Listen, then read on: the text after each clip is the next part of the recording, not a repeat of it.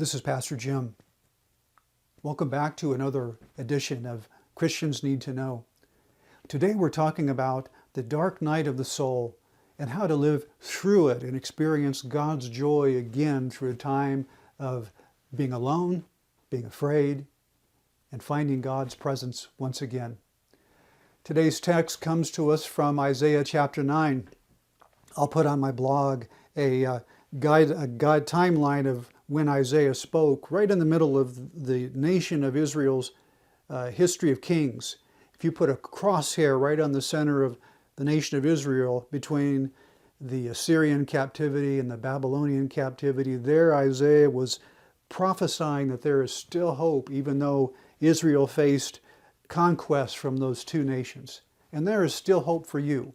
The prophet Isaiah in chapter 9 spoke these words: "The people who sat in darkness have seen a great light. Those who dwelt in the land of the shadow of death, upon them a light has shined. For unto us a child is born, unto us a son is given, and the government will be upon his shoulder.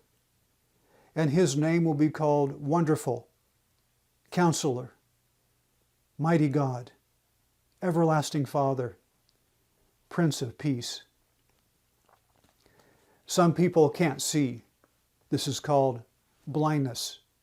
Others won't see. This is called turning a blind eye. Others see beyond what they can behold, which is called vision. Sometimes it takes just one with vision to let in the sunshine. I knew someone in my life who let in the sunshine. She told of her story. The year was 1969. The Vietnam War raged on. And there in Enid, Oklahoma, she and her husband, Philip Redpath, received word that he was to be promoted to lieutenant colonel and moved to Luke Air Force Base, Arizona. But at that time, he drew straws with another pilot, a section commander, as far as who was going to take up the student pilot that day in the T-38. That afternoon, an officer contacted Mrs. Redpath and explained that the landing gear failed on the plane, and her husband, as well as the student pilot, were killed as a result of the accident. Mrs. Redpath found herself a widow, the mother of 4 children, a daughter and 3 sons, ages 15, 13, 10, and 8. She wasn't sure what to do or where to begin. She had family in Arizona, so they packed up and moved around the Luke Air Force Base, Arizona, and tried to begin life all over again. She found herself in the dark night of the soul.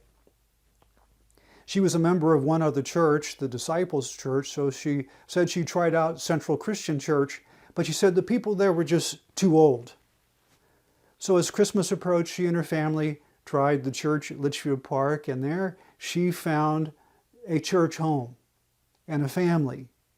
As the years passed, she found her new husband, Mr. Forstner. Joanne talks about her experience in which she lost the 5 men of her life. 2 husbands, her father, a son, and a grandson, 4 of whom their ashes are interred in the Garden of Memories at the Church of Litchfield Park, the 5th with full military honors. So if Joanne could share with us 2 secrets to help you live through the dark night of the soul, it would be these. The first is, light a candle and walk a new path. The people who sat in darkness have seen a great light. Joanne knew that she needed to start walking a new path, and you need to walk a new path to chart your way out of the valley of darkness. You may find, like Joanne did, you'll hit some dead ends, some groups that don't fit you. You may find a recovery group or a support group. Some will work, some will not work, but the important thing is to try the new path, and eventually God will lead you down the right path. To help you on your journey, I would like to recommend a little book called In God's Care. And this is a book subtitled Daily Meditations on Spirituality in Recovery. This is an awesome little book.